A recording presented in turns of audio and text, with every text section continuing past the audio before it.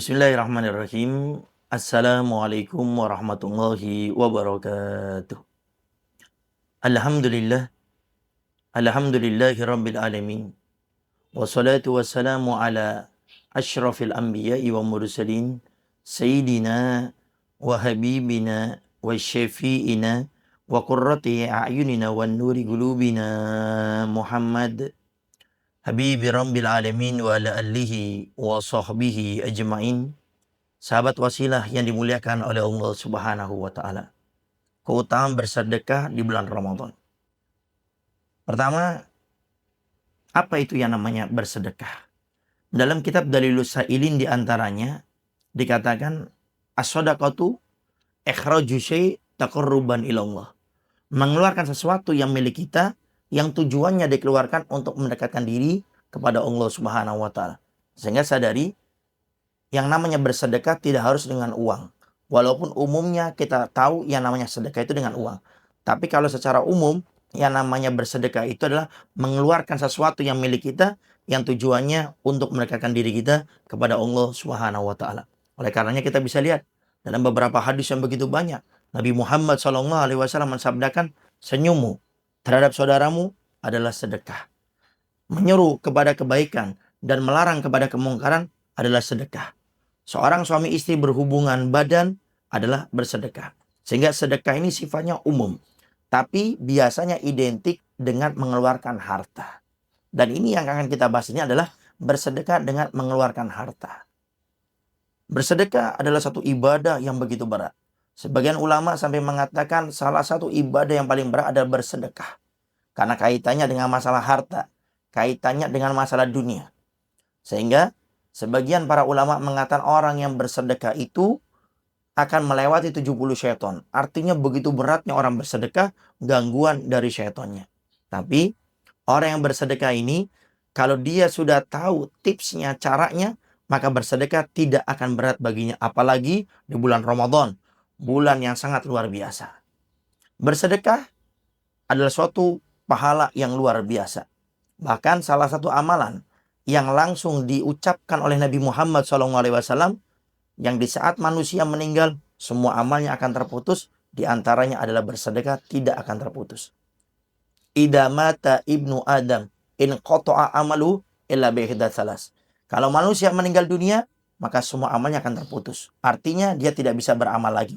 Dia hanya mengharapkan amal-amal yang diniatkan untuknya, doa-doa yang ditujukan untuknya. Tapi ada 3 yang akan sampai kepada orang yang sudah meninggal dunia tersebut. Di antaranya adalah shadaqatun jariyah, sedekah yang mengalir. Oleh karenanya, jadilah orang cerdas. Bagaimana kita masih hidup, tapi kita memiliki amal-amal yang begitu banyak yang terus akan mengalir. Bagaimana nanti di saat kita dikubur, tapi diri ini sudah dikubur, jasad ini sudah meninggal, tapi amal kita tidak pernah putus, yaitu dengan sedekah jariyah. Kita titipkan uang kita di masjid, kita titipkan uang kita di musola, kita titipkan uang kita di pondok pesantren, di majelis taklim, di tempat tahfidz Quran, dipakai itu kita punya uang, kemudian dibelikan sesuatu yang terus dipakai, maka itu akan menjadi jariyah bagi kita. Apalagi sedekah tersebut dilakukan di bulan Ramadan. Nabi Muhammad SAW disabdakan, di antara amalan yang sangat dianjurkan oleh kita punya Nabi di bulan Ramadan adalah memperbanyak bersedekah. Sampai dikatakan, tidak pernah Nabi bersedekah lebih banyak, lebih hebat, melebihi di bulan Ramadan ini. Karena ada apa?